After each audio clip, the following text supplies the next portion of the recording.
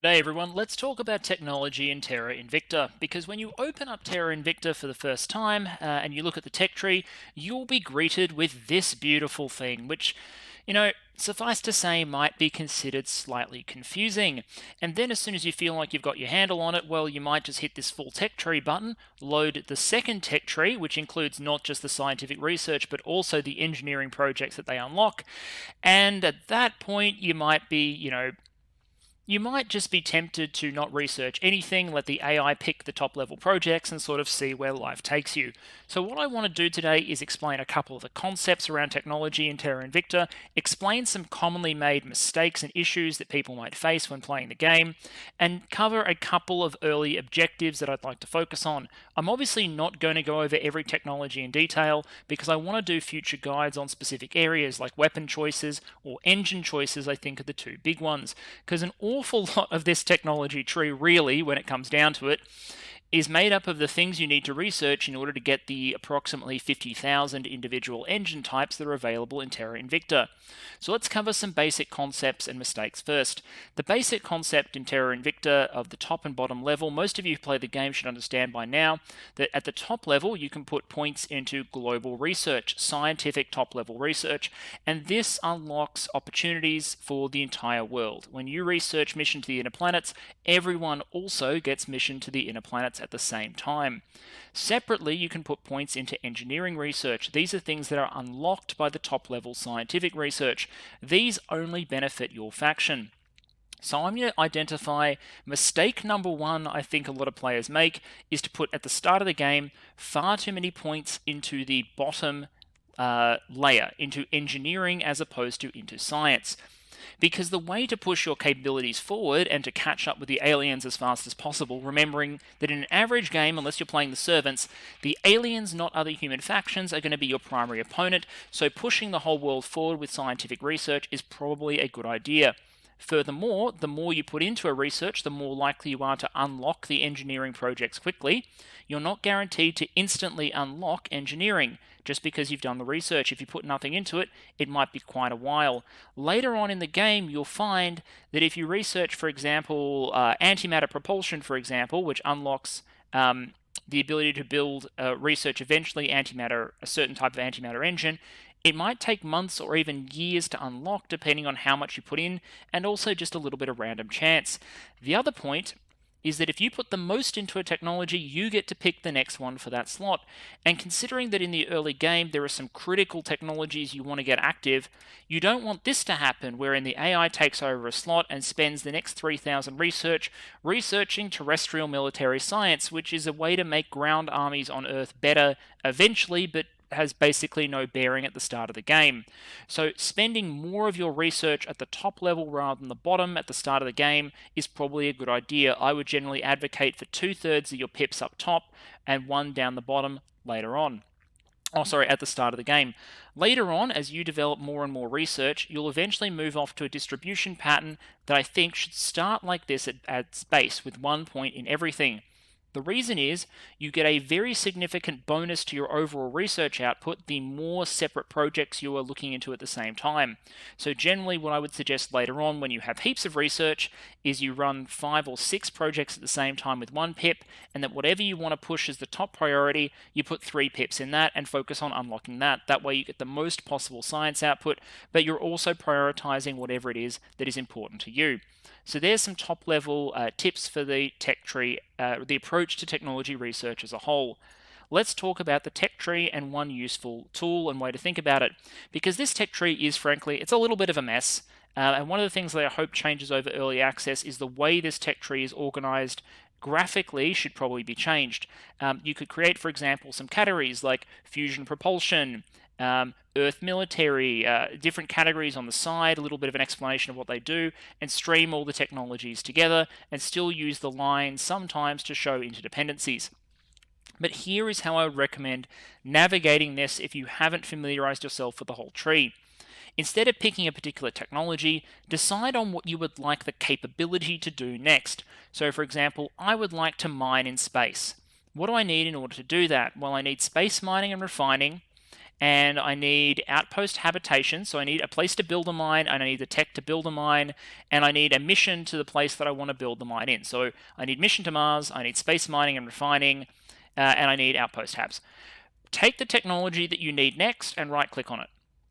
This will show you every prerequisite to that technology and also everything you can later get based on researching that technology. So for example, I know that by getting space mining and refining, I will eventually get industrialization of space.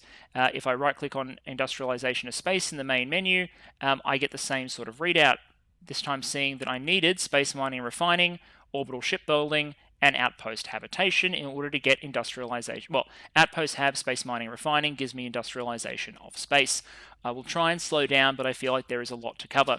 So right click is king. This is especially true when you start looking at engineering projects, which can get quite complicated. Let's say, for example, I'm really late in the game and I want my antimatter plasma core drive or my advanced antimatter plasma core drive as my final engine. Well, here is the long list of technologies that you are going to need to work on in order to get to your advanced antimatter plasma core drive. So the right click tool, absolutely critical. So those are some top level tips. Pick what you want to do in terms of capability, right click the technology, work from there, and try and guide the international research towards the appropriate goal. The second point here is, if you want to get a little more advanced, is timing. Usually technologies only function or are useful if they come together well. So for example, space mining and refining gives you the ability to build outposts in space. Well, maybe you only want to be able to do that, or you want to be able to do that at the time where you're also hitting technologies that reduce the cost of sending heavy things beyond Earth's atmosphere, so you don't have to pay as much boost to send your mines out. That would be things like interplanetary rocketry, so timing can also matter. So let's illustrate this concept by talking about some sort of early game goals in terms of technology. Generally speaking, and this isn't perfect, technologies fall into a variety of categories. They make your ships better, either through giving you weapons and engines. That's an awful lot of the tech tree. They make your countries larger in the sense of the expansion, the great nations. If we look at projects, you'll see there's a lot of that later on. They make your countries and your Earth economy slightly better, or they improve your space economy.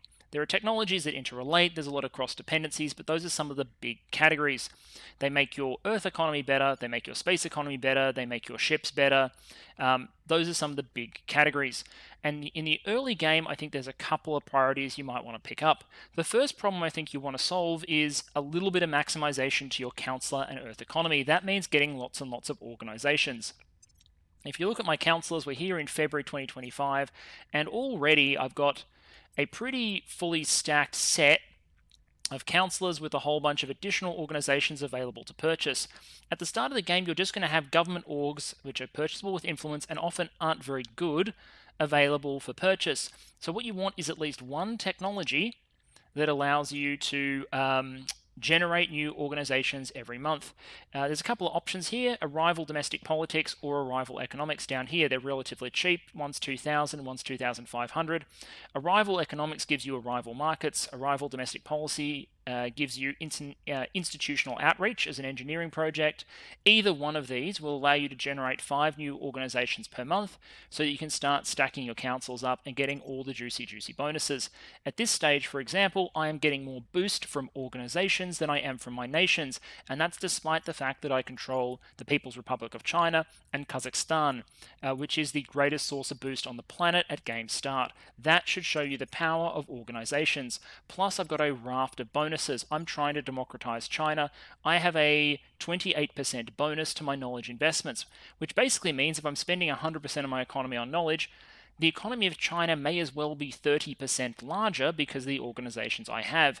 In any case, it's a pretty quick get, and I recommend grabbing one of them. The second priority should be building up a space economy, and in particular that means mining, probably the moon first, and then from the moon going to Mars. So what do you need in order to make that happen? You need a mission to tech, mission to the moon or mission to Mars for wherever you want to mine. Keep in mind that you can't mine until a probe arrives, so if you want to go to Mars, for example, you're going to want mission to Mars long before you actually plan to get there, because it's going to take you 200 to 300 days to get a probe out there. There is a technology called high-speed probes in the engineering technology that'll speed your probes up by 50% and might be worth a get. But the real goal in the early game is you need to get, where is it? Space mining and refining. This is the tech. If you have this and a Mission 2 tech, by the time you have enough boost to lift something like a mine, so the first time you've got 40 or 50 boost, you want to be landing space mining and refining. That requires outpost HABs, which lets you actually build the bases, advanced electromagnetism, mass drivers, and then you get space mining and refining. Do that and you can start launching mines into space relatively early on. 2024, 2025, if you can hit mining in those sort of date ranges, you're doing pretty well. You might be able to do it earlier. You go to the moon first, you get some resources there, and that reduces the boost cost for building on Mars. It's February 2025, and I've got 5 bases on Mars in construction.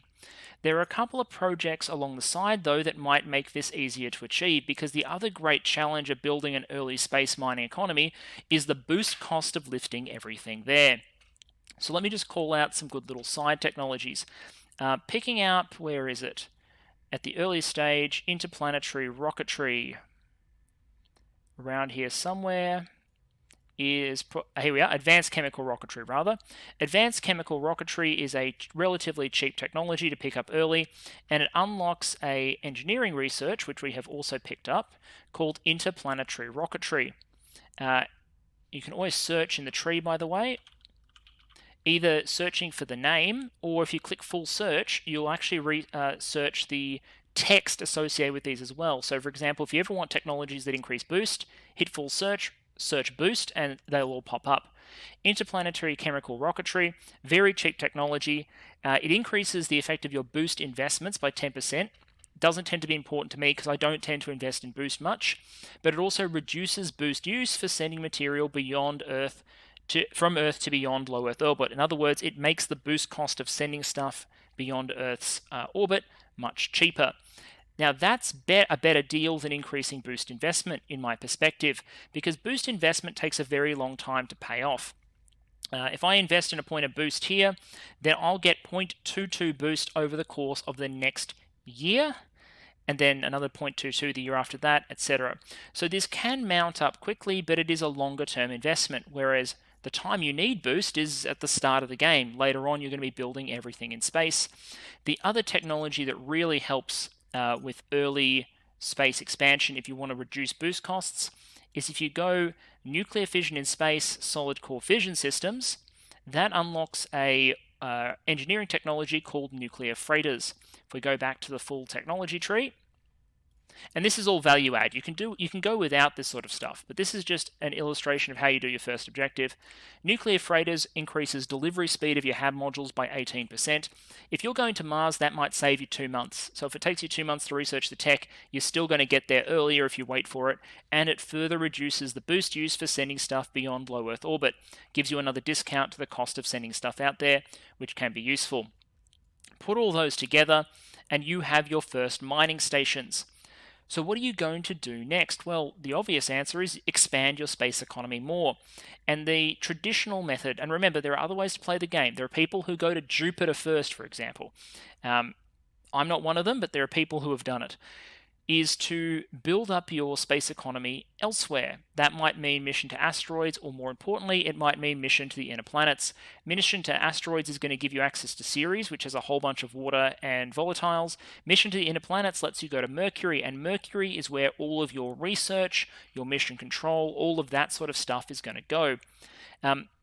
However, it takes a very long time to send stuff to Mercury, so at the same time, you want to be pushing for this technology here. Industrialization of space is critical, and you kind of want it to finish around the same time Mission to the Inner Planets does, because it allows you to research 3 specific engineering projects. The first is Construction Module.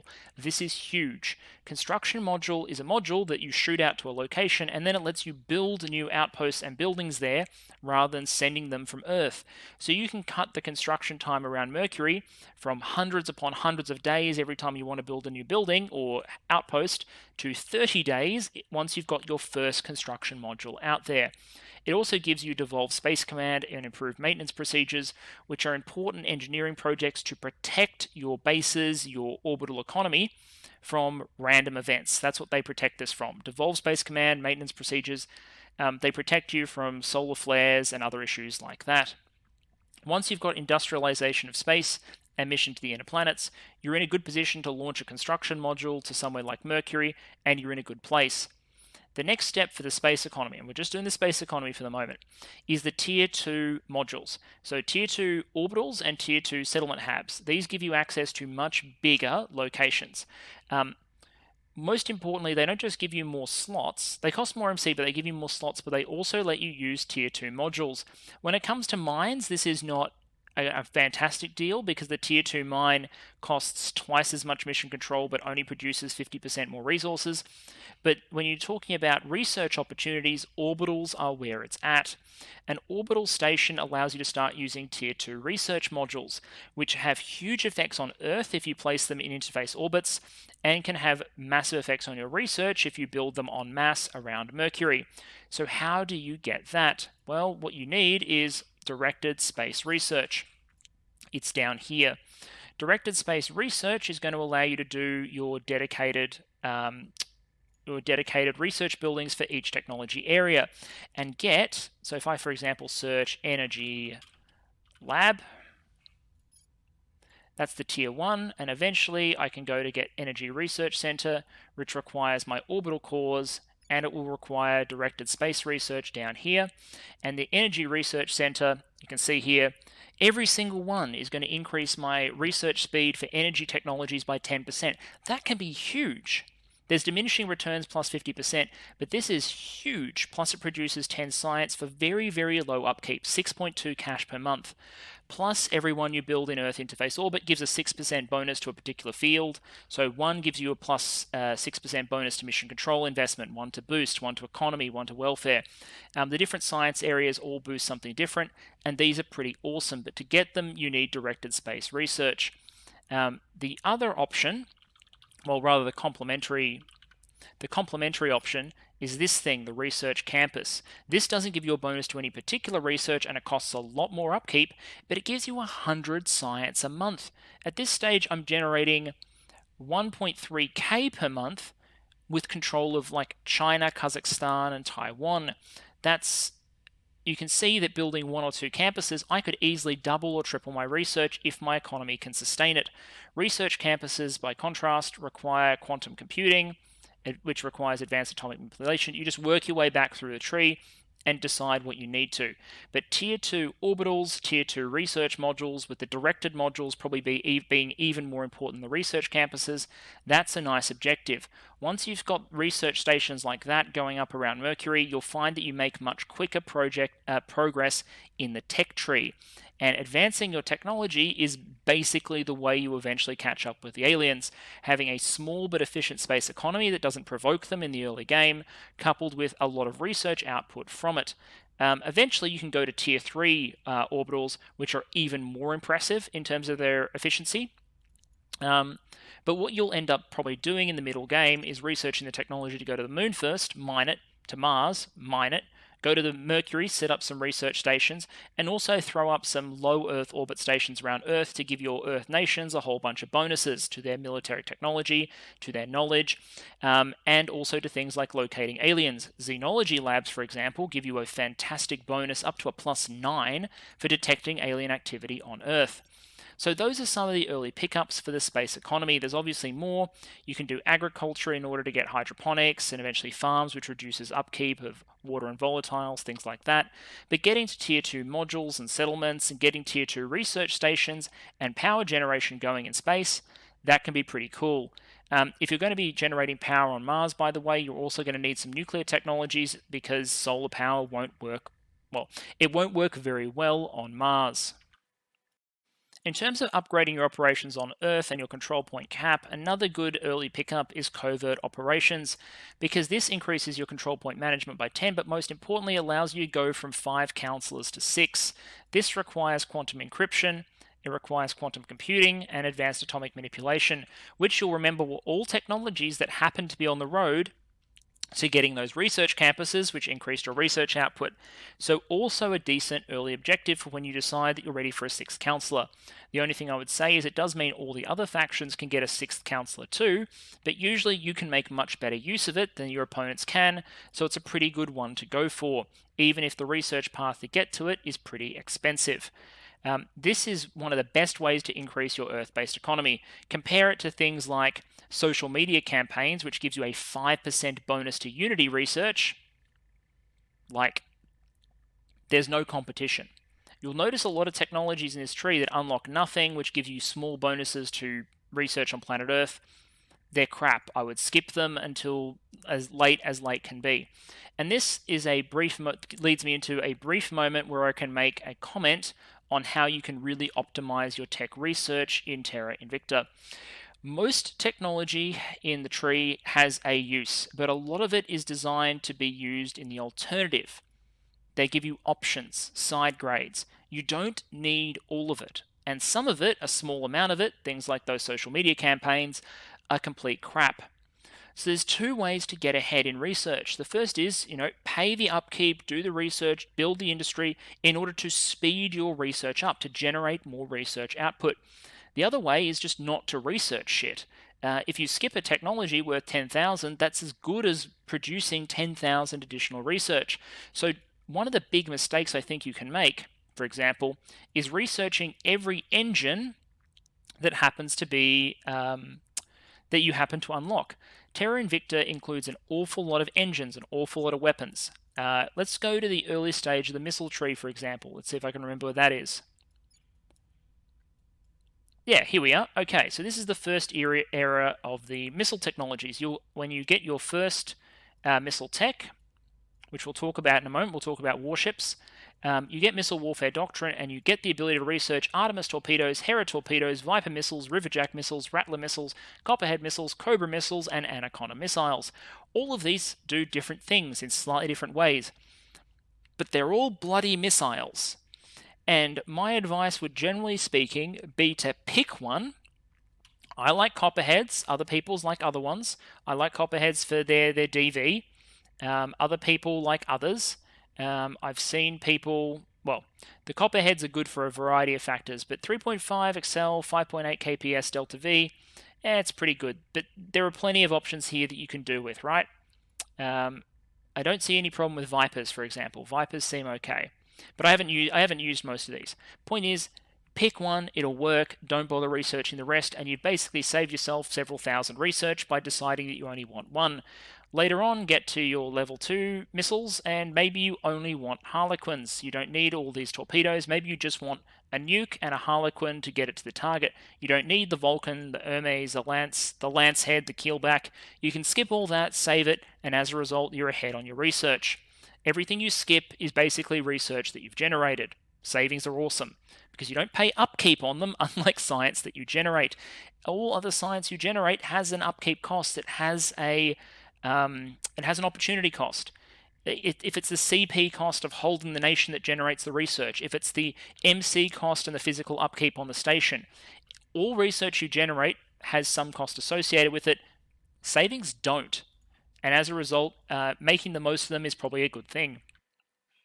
So let's talk about a couple of other categories of research and my recommendations on them. The first is a massive potential trap because of how expensive all of them are, and that is the unification technologies. If you go down here and you pick up through We Are Not Alone and you end up researching arrival, domestic politics, and going into unity movements, arrival international relations into unity movements, which is a 15,000 research hole, you start getting a whole bunch of technologies that give countries claims on each other. These let you start building superstates that are more CP efficient. So, for example, expanding the European Union with Europa Ascendant by eating, that's the one that eats Turkey. Greater Indonesia allows Indonesia to eat parts of Malaysia and to eat Singapore.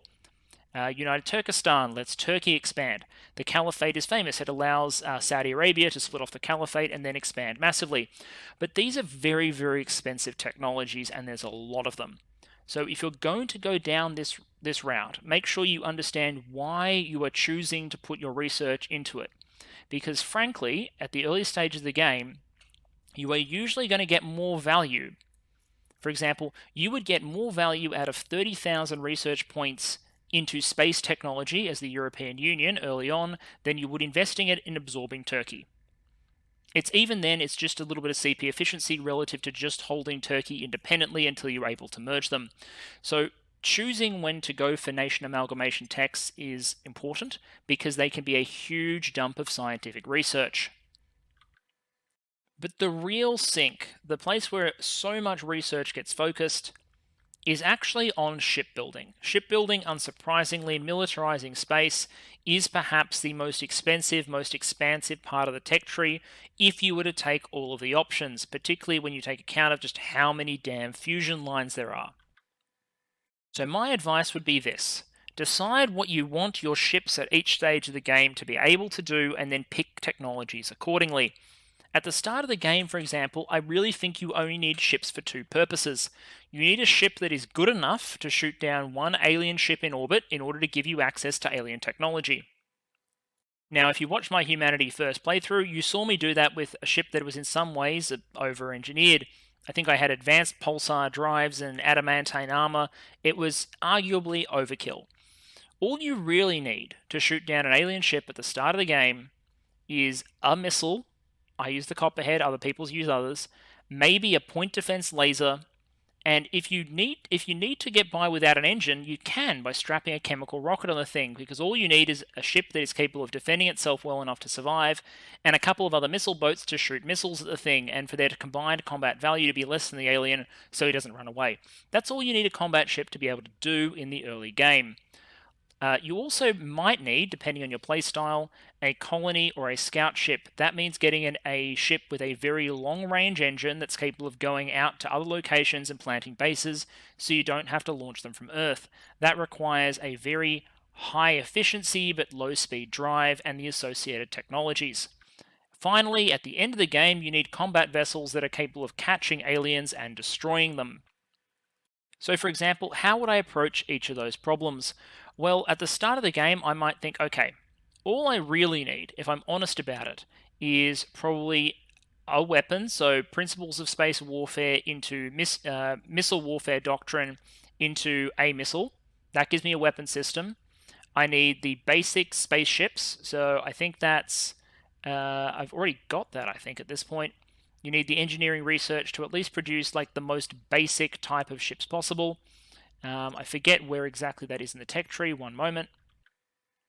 We are interplanetary warships, gives you access to gunships, escorts, and corvettes. You can make it work with these, or you can go up to the level 2 ships, which allow you to use monitors, which also function as good missile boats, but you can do it with these basic ones.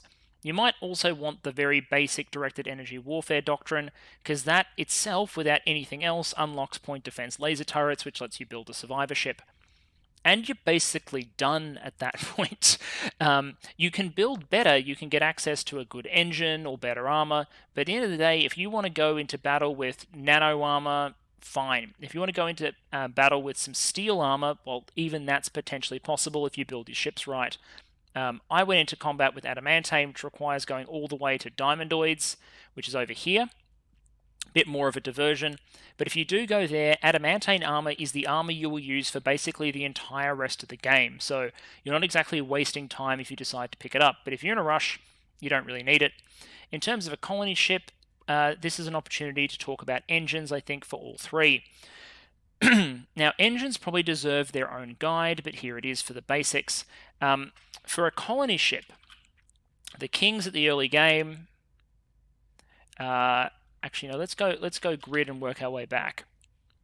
The high efficiency drives of choice at the start of the game are the grid drive and the ion drive. The grid is a better ion drive that also requires some more research. You can get an ion drive going with relatively limited research. This is a very high efficiency, low thrust engine, and the grid drive is a much better version of it. These will let you build ships that can go basically anywhere in the solar system. They just can't take a heavy ship anywhere in the solar system and they won't get there quickly, but they can take you basically anywhere. So if you're building a non-combat ship that has to go travel around space, the grid drive and the ion drive will get you there. In terms of what you require from an early game combat ship, well, honestly, your chemical rockets will do it. If not, some recommendations. The pulsar in the nuclear fission line is perfectly functional. That requires some nuclear research. The Nerva is not very good, but is like good enough to get you a functional ship. But frankly, strapping a chemical rocket on it is fine. The advanced pulsar is a very good engine for early and mid-game standards for orbital defense work because it gives you a little bit more thrust, but it does require an awful lot more research in order to get. That'll give you an early game combat ship. Later on, what you need to do is pick a line of research that you're going to go down in big terms in order to get access to combat drives to your big ships.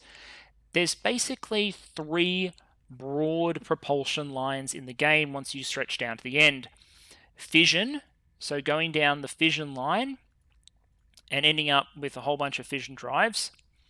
Fusion, but that splits into a whole bunch of different types of fusion, deuterium, helium-3, proton, boron, all supported by terawatt fusion. Like, there's a huge mass of fusion technologies. And antimatter. And antimatter is kind of related to the fission line of propulsion. This is complicated. I'm not going to dive into it at the moment. Let me give you a little bit of a shortcut to some decent options. I used, if you go to the full tree, in my last playthrough, I went down the fusion line originally, and I basically picked up this drive here, the Zeta Helion. It's in the Z-Pinch fusion reactor line.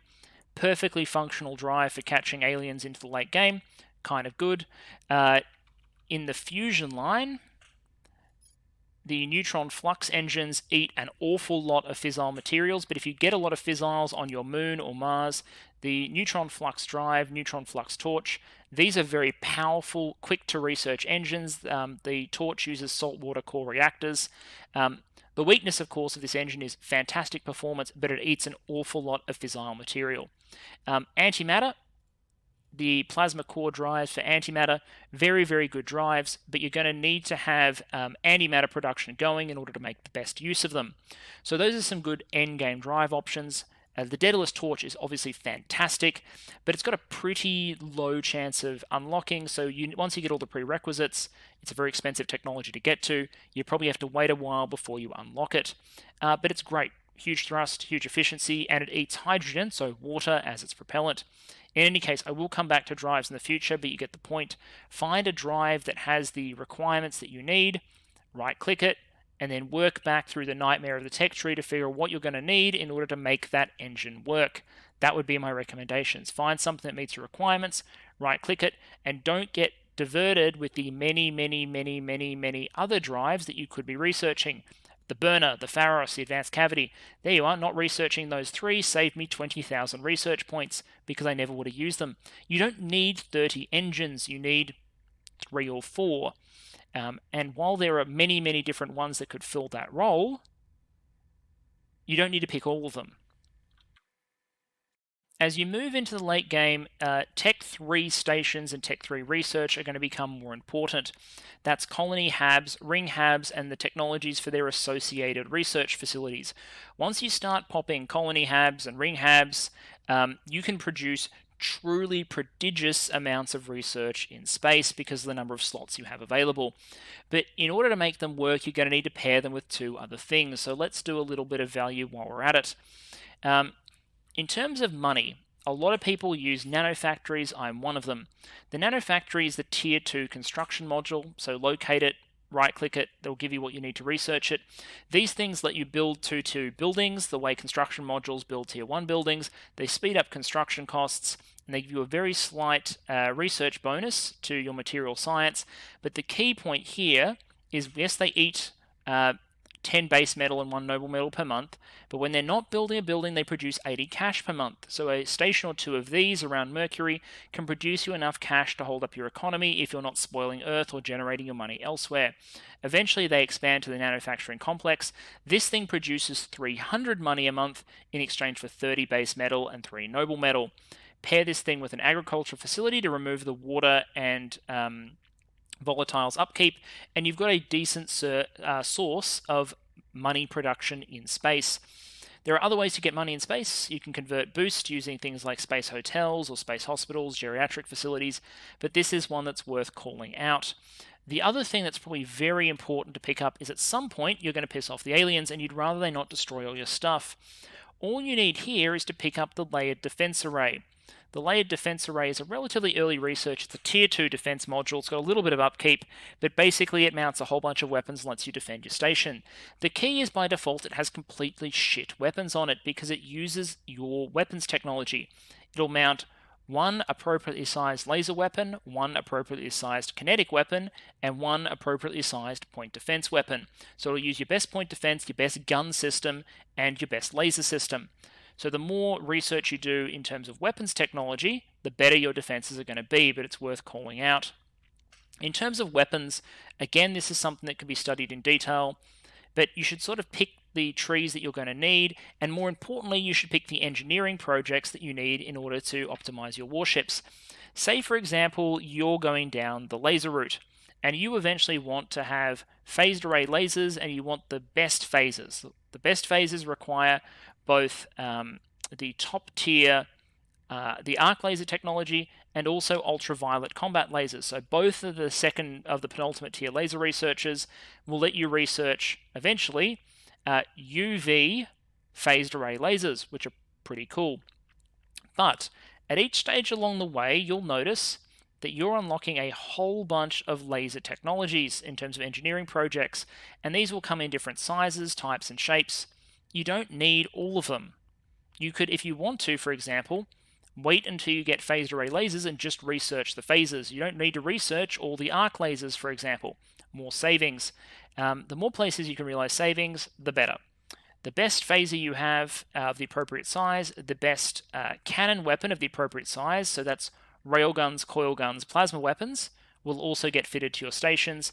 There are no use for missiles on defensive stations, and as a result, just me here, I don't tend to go for missile technology past the initial tier 1s.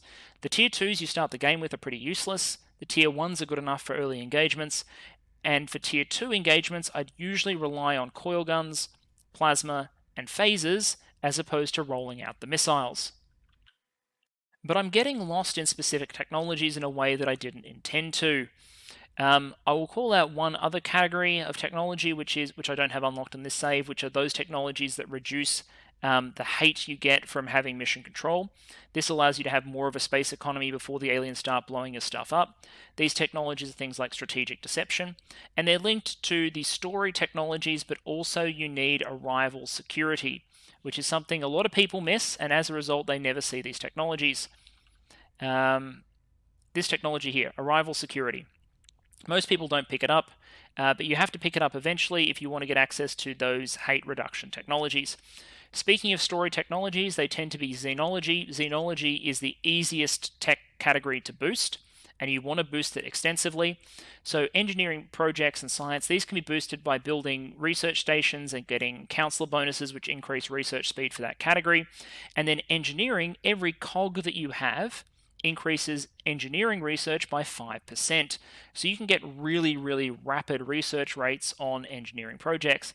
I found that getting plus 100% xenology with plus 100% engineering down here is entirely possible, and it can make those painful story technologies go a lot quicker. Now, in short, the only way to learn the entire tech tree is to sort of play around with the game and learn over time, but it helps to follow the approach. Figure out what you need in general terms. Find the technology using the search tool or guides or whatever that you think needs to do it. Often the naming makes perfect sense. Right-click it, research it, and then once you've got that capability, find something else. By contrast, researching everything or researching in a not very directed fashion or researching every engineering technology is a bit of a mistake. I don't need to go fission pulse drives if I'm already well advanced in fusion. If I'm going for Terrarot Fusion Z-Pinch, I don't need to research a dozen different other types of fusion that aren't linked to my goal. They might eventually be useful, but I don't need them. If my plan is to go for a certain set of unifications, let's just say my goal is to build up my country from China and expand it, I probably don't need to be researching like union technologies for South America unless I plan to expand over there. If you can avoid those mistakes, if you can stay focused, then advancing your technology is a relatively simple thing to do. The final point might be, how do you generate more science and technology on Earth? Because the fastest way to ramp up is to produce it in space. It's to get lots of bonuses from research labs, it's to build research campuses, but that can get expensive, it can be a little limited, so you might want to generate more technology on Earth. Here's my advice on that point. Scientific research likes a couple of things. It likes a cohesion value close to 5. It likes a high education value. It likes democracy, and it likes a high population. Oh, and one other thing, and it likes an economy, but it stops scaling past a certain point. So scientific research increases dramatically with GDP per capita up until you get to, I think it's like 40,000. I'm not sure what the exact figure is.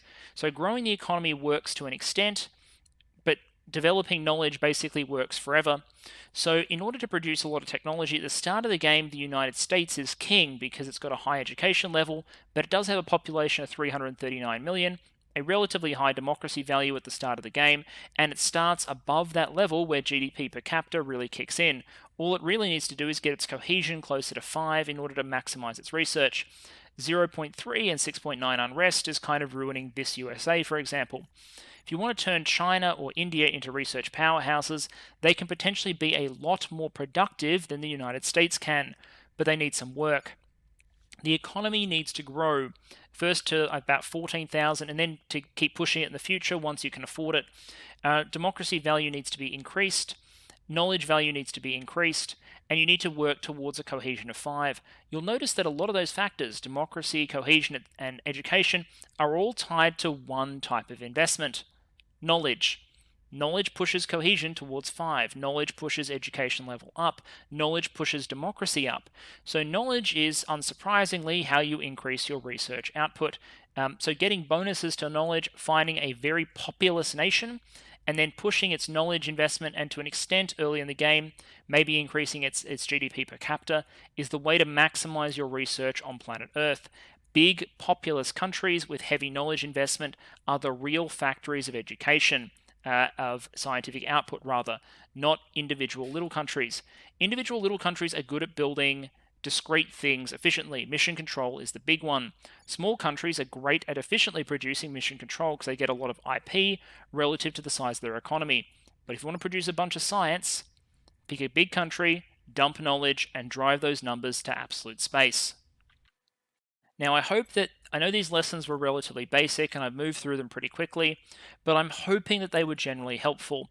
I'm going to pair this with a guide to getting your initial space economy set up, and then eventually I want to do one on late game ship design, which will cover the engine choices in a little more detail. And once those are released, I imagine this early sort of guidance will make more sense. But if you follow the basic rules, put some emphasis on pushing global technology forward. Figure out what capability you need. Right-click it and focus on it. Skip technologies you don't need. Like, have a reason for researching every engineering project. Don't just research it to clear it off your list. Do those things. Build a space economy. Optimize the research you're getting in space with some Tier 2 or Tier 3 HABs and some directed space stations. And you will find that your technology goes to the bloody moon and back. I hope you've enjoyed. I hope this has been useful, and I'll see you all again soon.